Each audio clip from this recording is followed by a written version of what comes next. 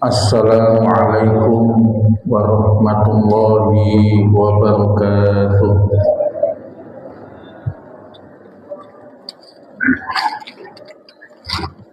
Alhamdulillahilladzi an'ama alaina bi ni'matil iman wal islam.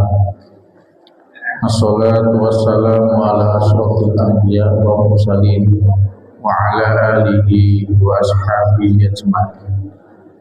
Asyhadu an la ilaha illallah wahdahu la syarika lah wa asyhadu anna Muhammadan abduhu wa rasuluh la nabiyya wa rasula ba'da.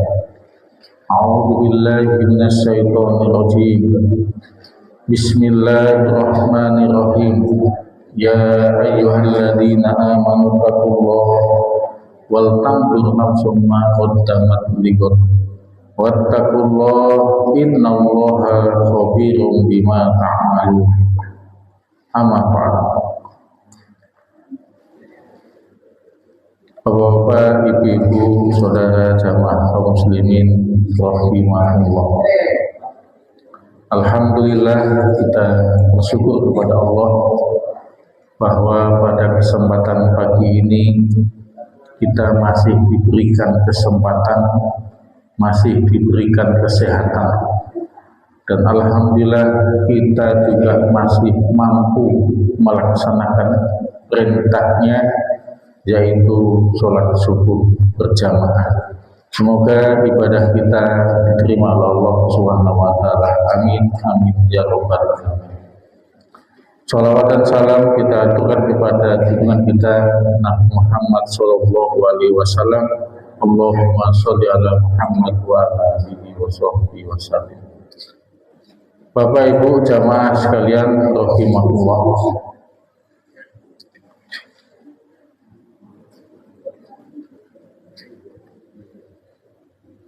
Banyak kita mendefinisikan tentang kebahagiaan dan juga kesuksesan berdasarkan kepada hal-hal yang sifatnya materi, ya, tentang dunia. Nah, maka pada kesempatan subuh kali ini kita sedikit merenungkan firman Allah dalam surat At-Taubah ayat 20. Betapa orang-orang yang Allah angkat derajatnya dan Allah katakan itu adalah orang yang mendapatkan kesuksesan. Nah, di sini akan kita mendapatkan arahan. A'udzu billahi minasyaitonir rajim.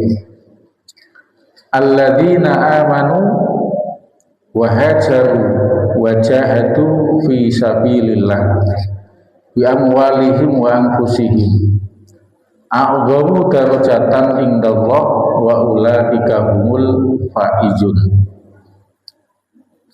Orang-orang yang beriman dan berhijrah serta berjihad di jalan Allah dengan harta dan diri mereka adalah lebih tinggi derajatnya di sisi Allah, dan itulah orang-orang yang mendapatkan kesuksesan. Ini ajaran ataupun ada di dalam wahyu Allah. Betapa orang-orang yang mendapatkan derajat tertinggi di sisinya, di sisi Allah. Dan orang yang faiz itu adalah orang yang menang, sukses. Ya. Dan inilah yang memang menjadi cita-cita semua manusia. Kebanyakan manusia. A'dhamu darajatan indallah. Nah, ini yang kadang kita lupa. Derajat tinggi di sisi Allah, artinya kita menjadi orang yang baik di hadapan Allah. Ini yang kadang luput dari cita-cita manusia. orang kebanyakan kepengen mendapatkan kedudukan tinggi di sisi manusia dengan jabatannya, dengan hartanya. Ya. Orang kalau punya jabatan yang tinggi akan cenderung dihormati, maka orang berlomba-lomba untuk mendapatkan jabatan tertinggi. Bahkan yang lebih menyedihkan lagi, untuk mendapatkan jabatan tertinggi dia menghalalkan segala cara. Ya. Padahal kalau kita mau jujur, nikmatnya jabatan itu sangat sebentar, sangat terbatas oleh waktu. Ketika bapak-bapak dulu jadi pimpinan, berapa tahun? Ya, kalau jadi pejabat satu periode 5 tahun. Ya, kita menjabat ada masa pensiunnya, selesai sudah, habis. Itulah derajat di sisi manusia yang selalu dikejar-kejar oleh manusia. Sebetulnya dalam Islam tidak jadi soal kita mendapatkan jabatan amanah, dengan catatan cara memperoleh jabatan dengan cara yang benar dan cara menjalankannya sesuai dengan tuntunan syariat. Bayangkan kalau orang beriman menjadi pemimpin, maka rakyatnya makmur, sejahtera, tidak ada penyimpangan-penyimpangan. Nah, ini jamaah sekalian dirahmati Allah, derajat tinggi di sisi Allah ini yang kadang kita lupa, tidak kita upayakan. Kita sibuk mengejar yang sifatnya dalam pandangan manusia. Ingin punya ini, punya itu, tujuannya apa? Supaya dipandang oleh manusia. Ini kadang kita lewat, padahal ini semua adalah semu. Kemudian yang kedua, manusia itu ingin mendapatkan pujian bahwasanya dia itu sukses, faizun, menang, ya, menang. Betapa bahagianya orang yang mendapatkan kemenangan. Ya, kalau kita lihat bola, nonton bola, lagi musim bola, bagaimana ekspresi orang kalau pemain ketika bisa mengegulkan ke gawang lawan, gimana ekspresinya? Bahkan kita yang nggak main juga ikut bahagia, ya. Ketika gol gitu kan, bahagia luar biasa. Sampai-sampai kadang tanpa sadar kita melakukan tindakan-tindakan di luar kontrol, saking bahagianya, ya. Nah, maka ini jamaah sekalian dirahmati Allah, pada kesempatan pagi ini kita berusaha untuk mempelajari bagaimana mendapatkan derajat tinggi di sisi Allah dan menjadi orang yang bahagia, sukses dalam pandangan Allah Subhanahu wa taala. Nah, inilah yang harus kita telaah kembali. Yang pertama adalah alladzina amanu, orang beriman. Nah, jadi orang beriman ini adalah syarat awal untuk mendapatkan kesuksesan dan kebahagiaan. Ya, untuk mendapatkan nilai yang tinggi di sisi Allah. Amanu. Nah, selalu nanti disandingkan dengan amilus sholihah. Ya. Jadi amanu ini adalah pintu masuk kita menjadi orang-orang yang benar, orang-orang yang selamat, ya. Nah, iman itu kata Rasulullah, ada sebuah kaidah, al-imanu tasdikun bil qalbi, hatinya membenarkan, wa qaulun bil lisan, lisannya mengucapkan, wa amalun bil arkan, dan dia mengamalkan. Jadi iman itu adalah keselarasan antara ucapan, hati, dan juga perbuatan. Itu iman, ya. Kalau ada salah satu yang kurang, nah inilah PR kita. ucapannya baik, perbuatannya baik, tapi hatinya nggak baik.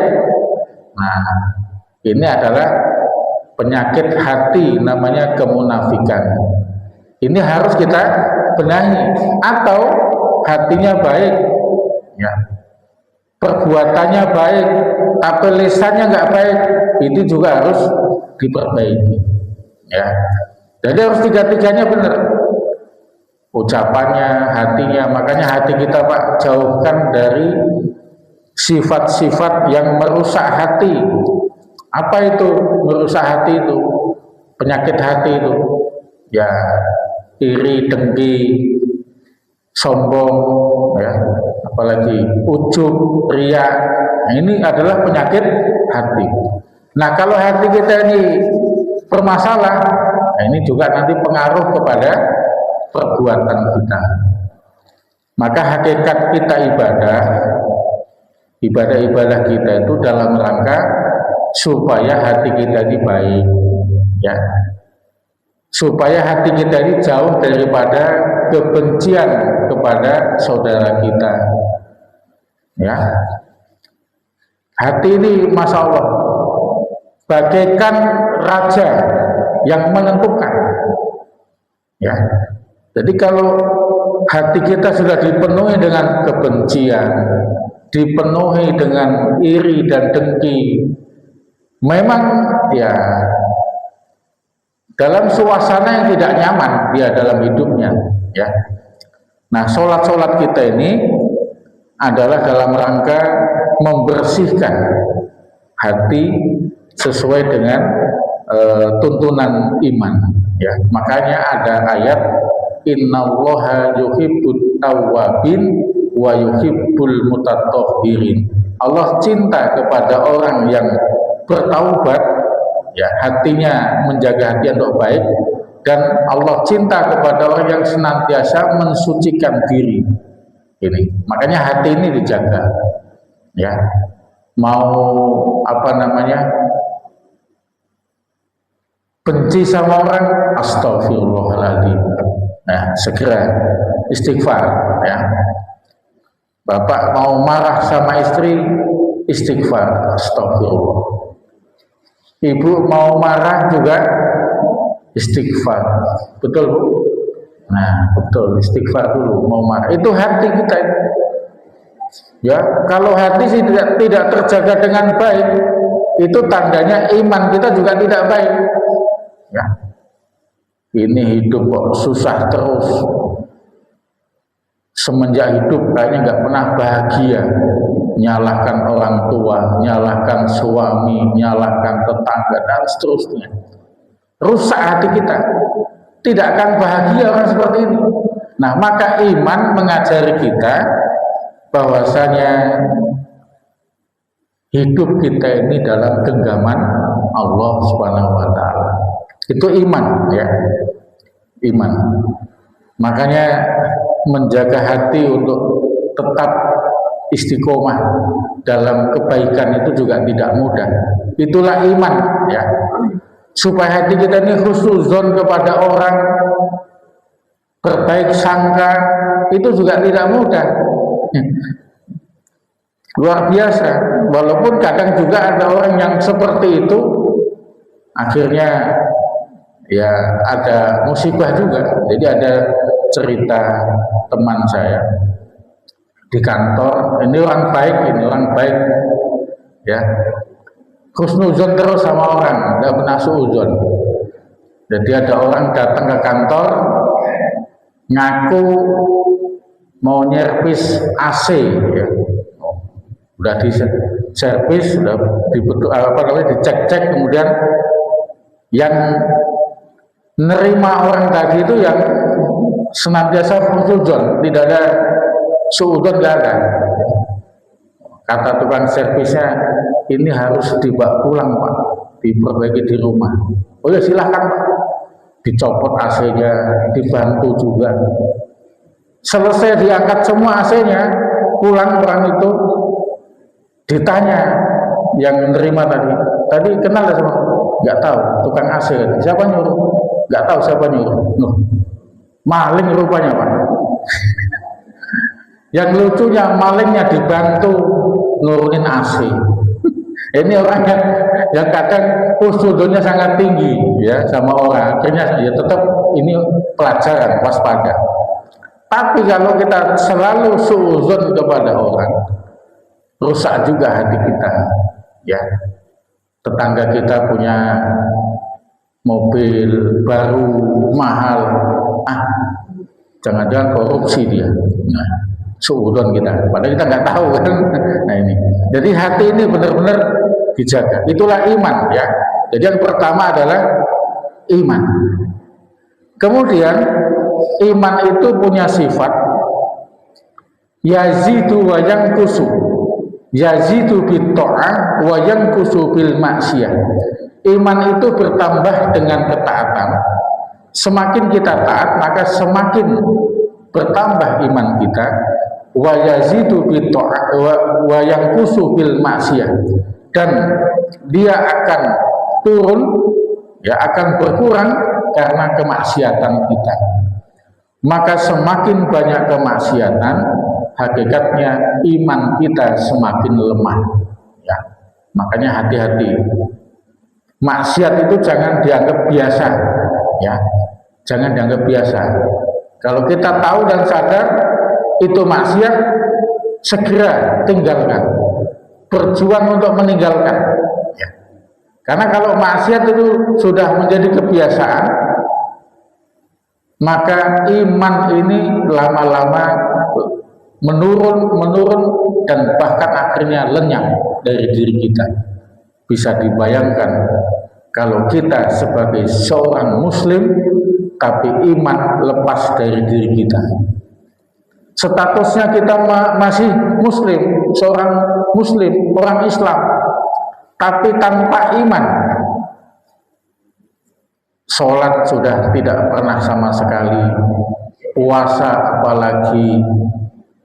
Jadi sangat jauh sekali dengan kebaikan-kebaikan itu. Nah, makanya iman ini syarat utama ya untuk mendapatkan nilai yang tinggi di sisi Allah dan juga mendapatkan kebahagiaan ya, iman yang utama. Kemudian yang kedua adalah wahajaru, hijrah. Nah, hijrah ini ada dua pengertian. Hijrah secara tempat, teritorial, dan jihad dan hijrah secara makna. Kadang-kadang kita perlu Pak, hijrah tempat itu perlu dikala tempat kita yang lama tidak memungkinkan untuk memelihara iman ataupun hidayah dalam diri kita.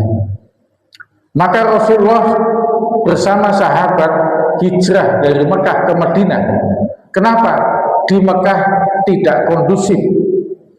Kaum muslimin mendapatkan intimidasi, teror, bahkan yang menjadi pengikut Muhammad itu akan mendapatkan ancaman-ancaman. Ya, tidak nyaman, ya. Sangat membahayakan. Maka hijrah tempat itu diperlukan. Jadi hijrahnya Nabi ke Madinah itu dalam rangka menyelamatkan iman kaum muslimin supaya di Madinah mendapatkan kebebasan dalam beragama. Tapi kalau pindahnya orang Jawa ke Sumatera, apa namanya Pak? Transmigrasi. Ya. Tapi kalau di tempat barunya dia mendapatkan hidayah, hijrah juga itu. Nilainya hijrah. Ya. Mungkin di Jawa dia mungkin pertama ekonominya susah, kemudian pindah mendapatkan bantuan pemerintah. Di tempat barunya dia ternyata punya kesadaran, sholatnya semakin baik, ibadahnya baik, hidayah muncul. Nah itu hijrah juga, perlu seperti itu ya. Bisa dibayangkan kalau kita di sebuah tempat, di situ banyak sekali kemaksiatan dan kita tidak mampu untuk merubahnya, apa enggak tenggelam iman kita di situ, ya. Nah, makanya hijrah secara tempat kadang-kadang juga diperlukan, ya, kadang diperlukan, ya. Kan hari ini kadang ini Pak, tempat satu wilayah, kalau kita tidak hati-hati, di situ menjadi sarangnya kemaksiatan dan kita tidak bisa berbuat apa-apa. Ya, ini mengancam iman kita, mengancam iman anak-anak kita. Ya, nah ini. Maka perlu. Nah, termasuk anak-anak kita masuk pesantren itu juga dalam rangka hijrah juga, membentuk mental. Ya. Tetapi hijrah secara makna, Rasulullah Shallallahu Alaihi Wasallam mengatakan, wal muhajiru man hajaro manahallahu anhu. Orang yang berhijrah adalah orang yang meninggalkan apa yang dilarang oleh Allah. Ini artinya apa? Memperbaiki diri, itu hijrah. Kemarin sholatnya masih bolong-bolong, sekarang harus full, ya, harus full 5 waktu. Kalau kemarin masih ya maghrib saja misalnya, ya. Ibu-ibu yang kemarin sholatnya suka ditunda-tunda, hijrah di awal waktu. Nah, ini adalah hijrah. Yang ibu-ibu kemarin sukanya masih ngerumpi, hijrahnya apa? Stop ngerumpi. Yang kemarin senang membaca medsos, hijrah diganti senang membaca Al-Quran. Ya, ini kalau nggak hati-hati Pak, dunia sekarang ini, dunia digital, pengaruh kepada kehidupan cukup besar, ya, cukup besar. Makanya beda sekali, khususnya ibu-ibu yang tidak pakai HP dan yang pakai HP, itu beda sekali. Kalau pakai HP ini, yang dibaca setiap hari itu, luar biasa. Yang dilihatnya seorang istri mendapatkan hadiah ulang tahun dari suaminya mobil Pajero. Itu yang sering dilihatnya. Istrinya akhirnya minta sama suaminya. Sementara suaminya juga ya bukan siapa-siapa, orang biasa. Akhirnya apa? Ya, terjadilah ketidakharmonisan. Makanya hati-hati sekali.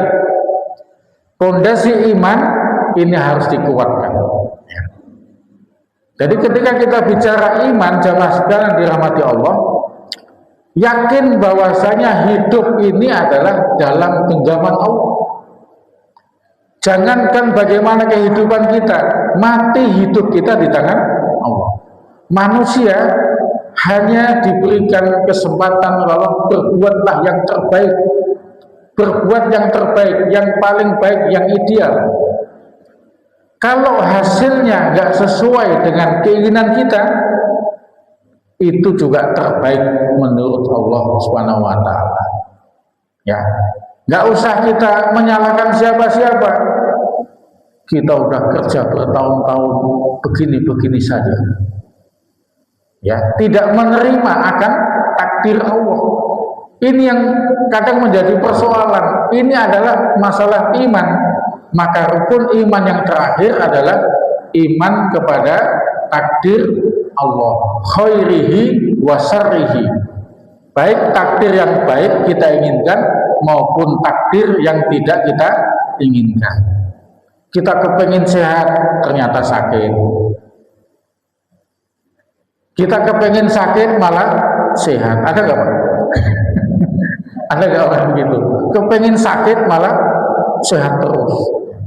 Ada Pak orang kepengin sakit supaya dijenguk sama tetangganya, supaya disayang sama istrinya. Kok nggak sakit-sakit saya itu? Sehat terus, ya. Artinya apa? Itu takdir Allah, ya. Kalau kita menyalahkan menyesali, meratapi akan takdir Allah, silahkan kita menjadi manusia-manusia yang menderita dalam hidup.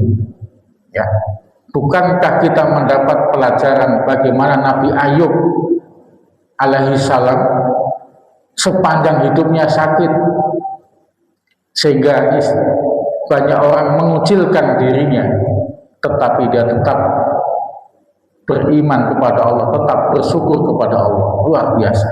Ya. Nah, maka hijrah ini adalah kita punya semangat untuk memperbaiki diri. Ya. Hal-hal yang tidak baik pelan-pelan kita tinggalkan. Ya. Yang kemarin ngomongnya masih ya banyak yang tidak baik, ya diupayakan untuk mengucapkan yang baik, ya. Ini hijrah. Bahkan kalau kemarin pakaiannya, mohon maaf, belum pakaian yang sesuai tuntunan syariat, ya kita berusaha untuk memperbaiki, ya. Saya masih ingat dulu waktu masuk pesantren pertama kali pakai celana jin. Zaman dulu Pak ya, jinnya kan ketat di paha, lebar di bawah. Apa namanya itu? Jubra. Jadi lucu, pahanya ketat sekali, tapi bawahnya lebar sekali. Makanya susah. Ya. Habis itu ada lagi, berubah lagi, pahanya besar, yang bagian bawah kecil. Ya. Wah, itu juga susah juga makainya. Ya, saya dinasihati sama seorang guru pakai pakaian yang wajar-wajar aja, yang biasa saja. Yang penting sesuai dengan tuntunan syariat dan tidak melanggar. Akhirnya celana-celana yang seperti itu ditinggalkan coba Pak. Ya, padahal dulu celana kebanggaan itu. Ya, zaman itu ya. Nah, termasuk kaum perempuan yang dulu belum menggunakan hijab, ya di luar rumah, ya ini sudah mulai hijab yang sesuai tuntunan syariat. Sekarang ini banyak hijab yang, mohon maaf, terlalu mengedepankan mode, ya. Ada yang dililit di leher itu, ada ya. Jadi pakaian dalam Islam itu 3 kriteria. Pertama, nutup aurat, ya, menutup aurat. Yang kedua, longgar, tidak membentuk lekuk-lekuk tubuh, ya. Yang ketiga adalah tebal, tidak transparan. Nah, ada pakaian itu yang kayaknya pakaiannya rapi, nutup aurat, tapi transparan, tembus pandang, nggak boleh, ya. Nah, jadi longgar, tidak membentuk lekuk-lekuk tubuh, ya. Pakai baju yang tidak terlalu ketat, ya. Nah, ini perlu hijrah gitu. Dari yang sesuatu yang tidak diperintahkan oleh Allah, kita mengikuti perintah. Termasuk kalau bapak-bapak punya potensi berjenggot, ya nggak apa-apa. Itu juga bagian daripada sunnah. Tapi kalau nggak ada jenggotnya jangan dipaksa. Ya. Saya ini nggak bisa. Ada orang yang punya potensi berjenggot, ada juga yang tidak subur jenggotnya. Ya, itu juga silahkan. Itu menjadi identitas. Nabi pernah mengatakan, kholifu, berbedalah kalian dengan orang Nasrani, orang Yahudi. Ya, kalau mereka itu memanjangkan rambut sini sampai kumis, ya, maka orang Islam, kata Rasulullah, adalah simbolnya jenggotnya, ya. Jadi kalau ada jenggotnya silakan dipelihara, dirapikan, ya. Kalau panjang, ya dirapikan, ya. Itu diantara sunnah, ya. Itu kalau nggak ada jangan dipaksa dikasih obat biar tumbuh, ya. Nanti tumbuhnya kadang tidak rapi, ya. Tetap rapi juga penting. Dan banyak lagi aspek-aspek yang harus kita hijrah, termasuk kita menjaga sholat berjamaah, ya. Nah, jadi meninggalkan apa-apa yang dilarang oleh Allah, ya. Kemudian yang ketiga, diantara syarat untuk mendapatkan kebahagiaan kesuksesan itu adalah berjihad, ya. Nah, jihad ini adalah upaya sungguh-sungguh menjalankan perintah Allah. Rasulullah mengatakan afdolul jihad ayyujahada rajulu nafsahu wa hawahu.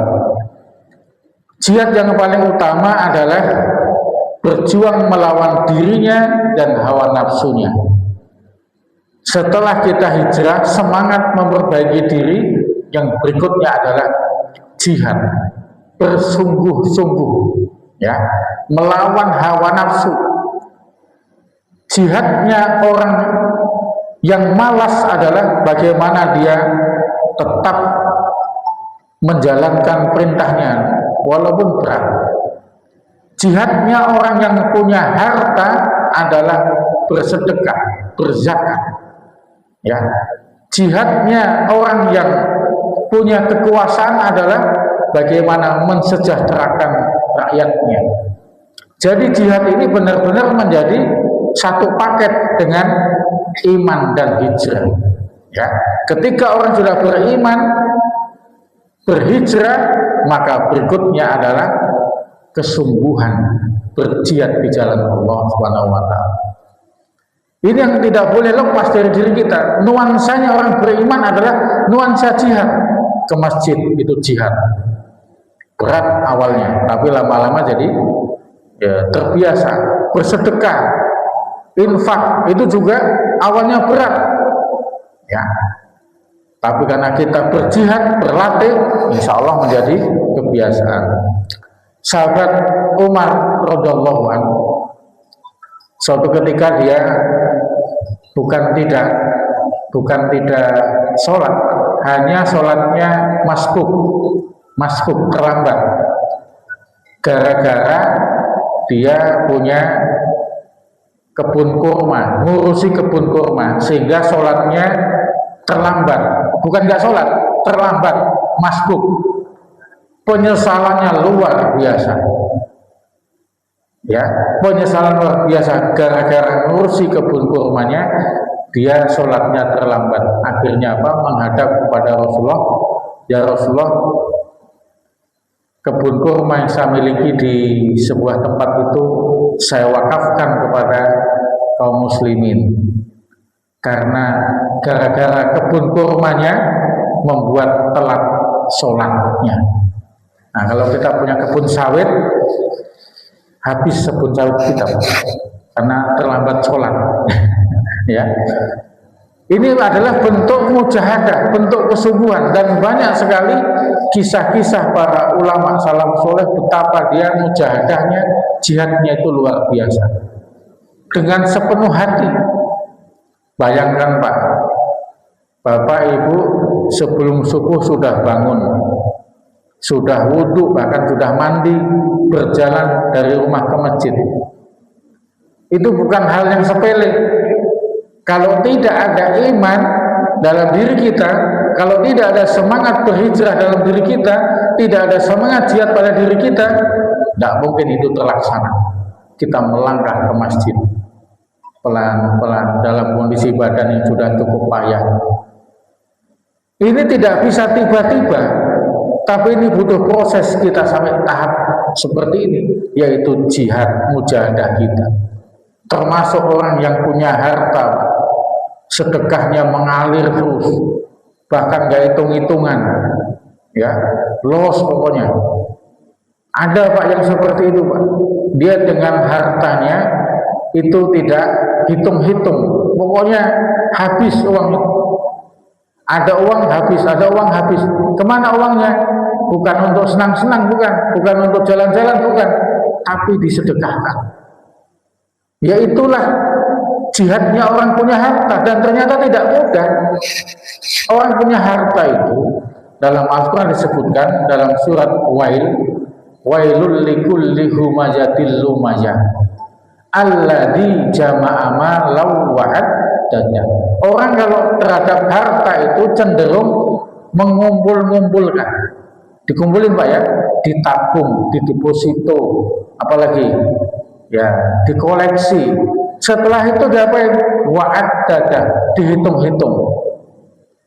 Ya, rumah ada 3, mobil ada 5, ya, kebun ada sekian hektar, istri, dihitung juga, ya, dihitung-hitung Pak, dihitung-hitung, dicek lagi buku tabungannya berapa saldo kita, dihitung-hitung, dan inilah yang menjadi kecenderungan manusia.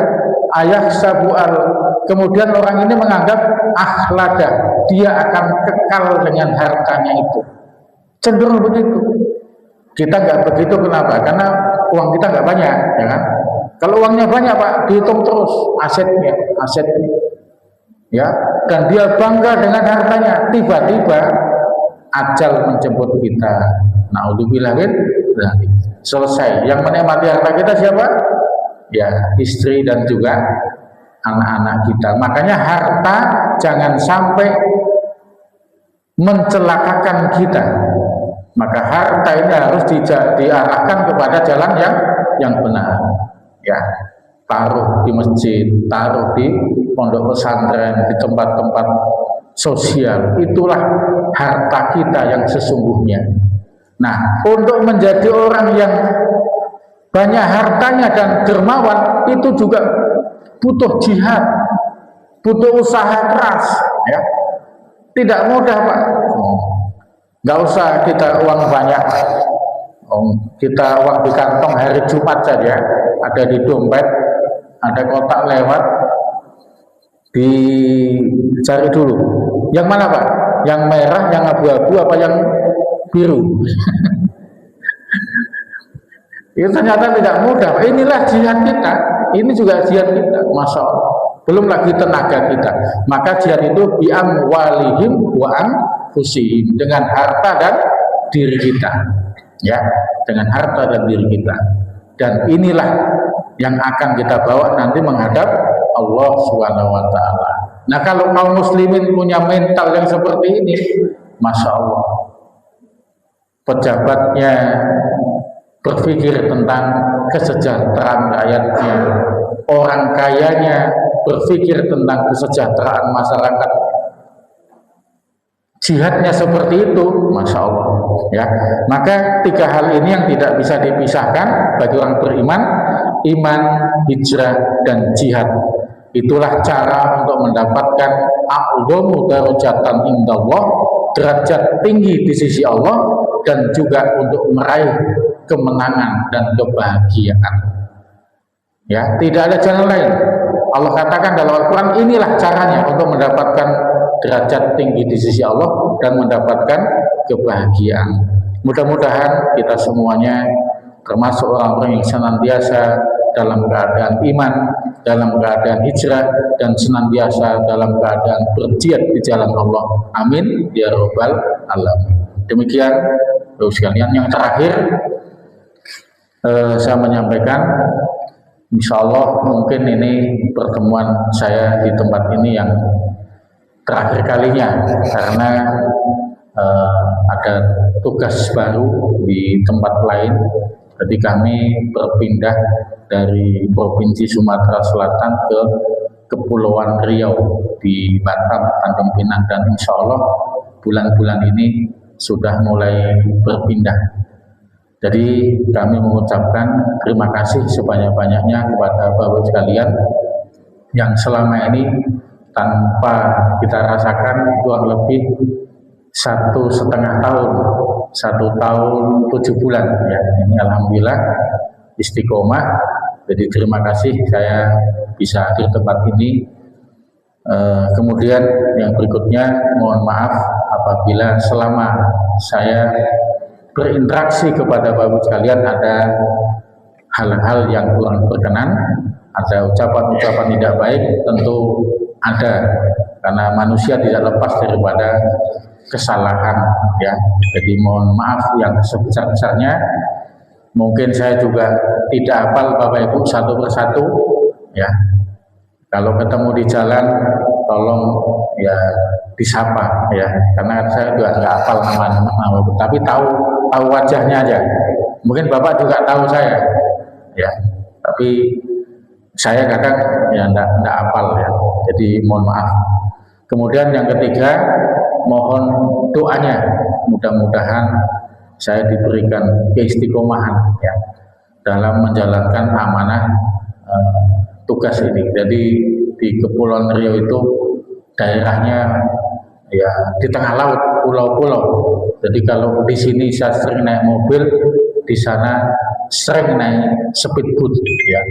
Jadi kemana-mana naik ya, karena air semua. Jadi tempat tugas baru, tempat tugas yang sangat basah. Ya, sangat basah, saking basahnya ya bisa tenggelam ya. Jadi mohon doanya Pak ya, mohon doanya, dan apabila nanti Bapak Ibu sekalian ada waktu ke Batam ataupun sekitarnya, ya silahkan hubungi atau kasih tahu kami. Insya Allah kita masih menjaga silaturahim bersaudara. Mudah-mudahan tetap istiqomah, dan kami doakan jamaah Nurul Islam ini senantiasa semakin semangat dalam memakmurkan masjid, semangat menjadi orang-orang yang senang berbuat kebaikan dan istiqomah insya Allah, amin ya rabbal alamin. Demikian, Allahumma sholli ala Muhammad wa ala alihi wa sahbihi wa sallim. Ya Rabbana lakal hamdu kama yanbaghi li jalalika wajhikal karim wa 'azimi sultanak. Allahumma la sahla illa ma ja'altahu sahla wa anta taj'alul ghajana ila sika sahla. Allahumma alif baina qulubina wa aslih data bainina wa hdina subulas salam wa najjina minadh dhulumati ila nur wa jannibna al-fawahisha ma dhahara minha wa ma batan wa barik lana fi asma'ina wa absarina wa qulubina wa azwajina wa dhurriyyatina wa tub alaina innaka antat tawwabur rahim. Allahumma inni a'udzubika min ilmin la yanfa' wa min qalbin la yakhsha' wa min nafsin la tasbah wa min da'watin la yustajabu laha. Rabbana atina fid dunya hasanah wa fil akhirati hasanah wa qina adzabannar. Wa sallallahu ala sayyidina Muhammadin wa ala alihi wa sahbihi wasallim walhamdulillahi rabbil alamin. Wallahu a'lam bishawab wa billahi taufiq wal hidayah. Wassalamualaikum warahmatullahi wabarakatuh.